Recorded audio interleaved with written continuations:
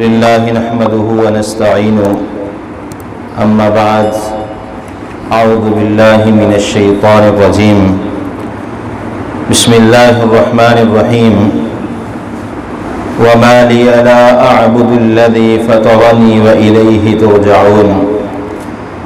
أأتخذ من دونه آلهة إن يردني الرحمن بضر لا تغني عني شفاعتهم شيئا ولا ينقذون إني إذا لفي ضلال مبين إني آمنت بربكم فاسمعون صدق الله العظيم اللهم صل على محمد وعلى آل محمد كما صليت على إبراهيم وعلى آل إبراهيم إنك حميد مجيد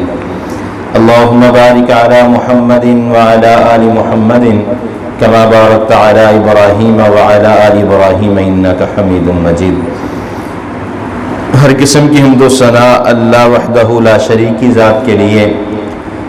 اور درود و سلام جناب محمد رسول اللہ صلی اللہ علیہ وآلہ وسلم کی ذات اقدس پر۔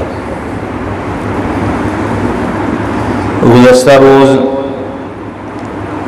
وجاء من اقصى المدينة رجل يسعى قال يا قوم اتبعوا المرسلين،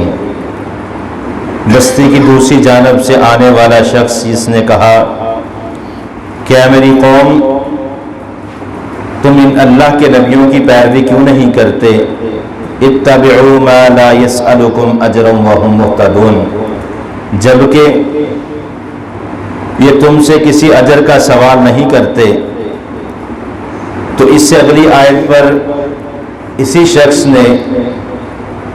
بستی والوں سے، قوم کے لوگوں سے کہا وَمَا لِيَ لَا أَعْبُدُ الَّذِي فَطَرَنِي وَإِلَيْهِ تُرْجَعُونَ، تمہیں کیا چیز روکتی ہے کہ تم اللہ کی عبادت نہیں کرتے حالانکہ اسی نے پیدا کیا اور اسی کی طرف لوٹ کر جانا ہے۔ أَتَّخِذُ مِن دُونِهِ آلِهَةً إِن يُرِدْنِ الرَّحْمَنُ، کیا تم تلاش کرتے ہو اللہ کے علاوہ کوئی الہ؟ إِن يُرِدْنِ الرَّحْمَنُ بِضُرٍّ لَا تُغْنِ عَنِّي شَفَاعَتُهُمْ شَيْئًا وَلَا يُنْقِذُونَ، اور اگر رحمان تمہارے ساتھ کوئی نقصان کا فیصلہ کر لے تو کوئی بھی تمہیں غنی نہیں کر سکتا، نہ ہی تمہارے حق میں کسی کی سفارش کو قبول کی جائے گی۔ إِنِّي إِذًا لَفِي ضَلَالٍ مُبِينٍ، اور بے شک یہ کھلم کھلی گمراہی ہے۔ إِنِّي آمَنْتُ بِرَبِّكُمْ فَاسْمَعُونَ، بے شک میں ایمان لاتا ہوں تمہارے رب پر اور تم سننے والے ہو۔ حضرات، ان آیات میں وَمَا لِيَ لَا أَعْبُدُ الَّذِي فَطَرَنِي وَإِلَيْهِ تُرْجَعُونَ، بڑے صاف صاف لفظوں میں یہ بستی کی دوسری جانب سے آنے والے شخص نے دعوت توحید کو بیان کیا کہ وَمَا لِيَ لَا أَعْبُدُ الَّذِي فَطَرَنِي وَإِلَيْهِ تُرْجَعُونَ، کیا ہے وہ چیز جس نے تمہیں روک دیا کہ تم اللہ کی عبادت نہ کرو، حالانکہ الَّذِي فَطَرَنِي کہ اس نے ہمیں فطرت پر پیدا کیا، اور ہمارا حق یہ ہے کہ جس خدا نے ہمیں پیدا کیا ہم اس کی عبادت کریں۔ وَإِلَيْهِ تُرْجَعُونَ، اور اسی کی طرف واپس لوٹ کر جانا ہے۔ اس آیت میں جو اس موجودہ دور کا سب سے بڑا فتنہ الہاد ہے، جو لوگ یہ کہتے ہیں کہ ہم اللہ کی عبادت کیوں کریں جبکہ دنیا میں بے شمار مذاہب موجود ہے، ہم دین اسلام کو ہی کیوں مانیں؟ کون سی ایسی بات ہے کہ جس وجہ سے ہم دین اسلام کی پیروی کریں، محمد رسول اللہ صلی اللہ علیہ وآلہ وسلم کو اپنا نبی مانیں؟ تو اس آیت میں ان کے لیے بڑی واضح دلیل ہے کہ ہمیں کیوں روکا گیا یا ہم کیوں رک جاتے ہیں اس خدا کی عبادت کرنے سے جس نے ہمیں پیدا کیا،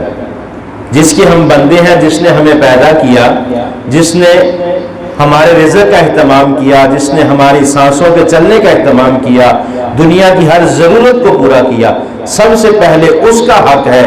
جس نے ہم نے فطرت پر پیدا کیا۔ فطرت یہی ہے کہ جب بچہ پیدا ہوتا ہے اس کے ہاتھ پاؤں سلامت ہو، جب بچہ پیدا ہو اس کی نظر سلامت ہو، ذہنی توازن ٹھیک ہو، اس کے اعضاء پورے ہو، یہ اللہ نے فطرت انسان کی بنا دی ہے، اور اللہ پاک نے ہر چیز ہمیں عطا کی، پھر ہم کیوں رک جاتے ہیں؟ اور پھر اس سے اگلی بات وَإِلَيْهِ تُرْجَعُونَ کہ ہم نے لوٹ کر پھر اسی خدا کے پاس جانا ہے جیسا کہ پچھلی آیات میں نے وضاحت بھی کی تھی کہ مشرکین مکہ جو کہتے تھے کہ جب ہم مر جائیں گے، مٹی کے ساتھ مٹی ہو جائیں گے تو ہمارا نام و نشان ختم ہو جائے گا، تو اللہ نے اس وقت یہ آیت کو نازل فرمایا، کیف تکفرون باللہ وکنتم امواتا فاحیاکم ثم یمیتکم ثم یحییکم ثم الیہ ترجعون، کہ جب تمہارا نام و نشان موجود نہیں تھا اس وقت پیدا کیا، پھر زندگی دی، زندگی کے بعد موت آئے گی، دوبارہ زندہ کرنے پر اللہ فرماتے ہیں میں قادر ہوں۔ پھر اس سے اگلی آیت اتخذ من دونہ آلہہ، اتخذ کیا تم ڈھونڈتے ہو، من دونہ آلہۃ اللہ کے علاوہ الہ، الہ کی جمع آلہۃ زیادہ خدا، ایک خدا کو چھوڑ کر زیادہ خداؤں کو تم تلاش کرتے ہو۔ ان یردنی الرحمن بضر، اور اگر اللہ تمہارے ساتھ کسی چیز کے نقصان کا ارادہ کر لے، لا تغنی عنی شفاعتہم، تو تمہیں کوئی چیز غنی نہیں کر سکتی۔ ایک حدیث میں رسول مکرم صلی اللہ علیہ وسلم نے فرمایا کہ اگر اللہ رب العالمین ایک ذرہ برابر تمہارے ساتھ نقصان کا ارادہ کر لیں، کسی بندے کو ایک ذرہ برابر نقصان پہنچانا چاہے اور دوسری طرف ساری کائنات لگ جائے کہ یہ ایک ذرہ برابر جو نقصان اللہ نے اس شخص کے مقدر میں لکھ دیا ہے ہم اس سے بچا لیں، تو رسول اللہ صلی اللہ علیہ وسلم نے فرمایا یہ ساری کائنات کوشش کر لے اور ایک ذرہ برابر نقصان سے نہیں بچا سکتے۔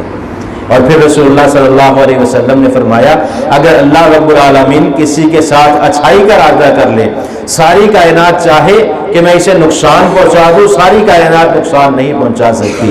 یہاں پر بھی اللہ رب العالمین نے اسی بات کا تذکرہ فرمایا کہ اگر رحمان تمہارے ساتھ ایک ذرہ برابر بذر نقصان کا ارادہ کر لے، لا تغنی کوئی چیز غنی نہیں کر سکتی، انی شفاعتہم ولا ہم ینقذون، اور نہ ہی تمہاری کوئی قیامت والے دن سفارش کر سکے گا اور نہ ہی تمہیں دنیا اور آخرت کی کامیابی مل سکے گی۔ انی اذا لفی ضلال مبین، بے شک یہ کھلم کھلی گمراہی ہے، یعنی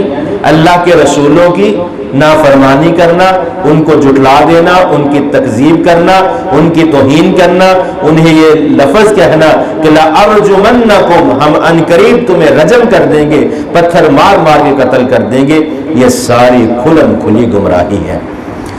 انی آمنت بربکم فاسمعون، اور بے شک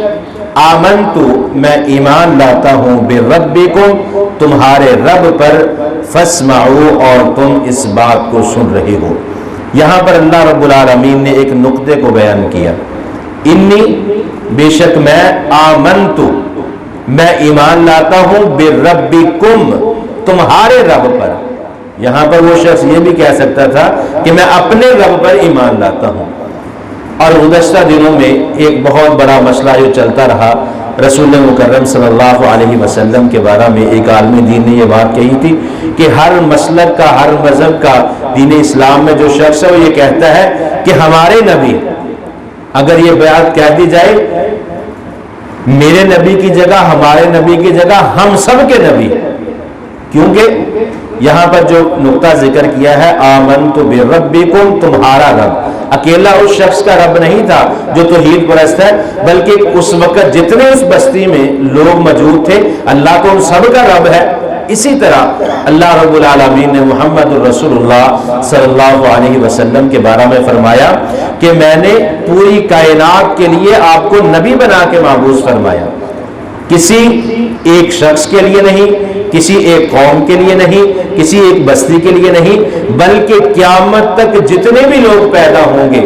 رسول اللہ صلی اللہ علیہ وسلم کو ان سب کے لیے نبی بنا کے مبعوث فرمایا۔ اور اس نے آخری بات یہ کہی کہ انی آمنت بربکم فاسمعون، میں تمہارے رب پر ایمان لاتا ہوں اور تم اس بات کو اچھی طرح جانتے اور سننے والے ہو۔ انشاءاللہ اس سے آگے اگلی آیات میں تفصیل آئے گی۔ دعا ہے اللہ رب العالمین عمل کی توفیق عطا فرمائے۔ وَأَقُولُ قَوْلِي هَذَا أَسْتَغْفِرُ اللَّهَ لِي وَلَكُمْ۔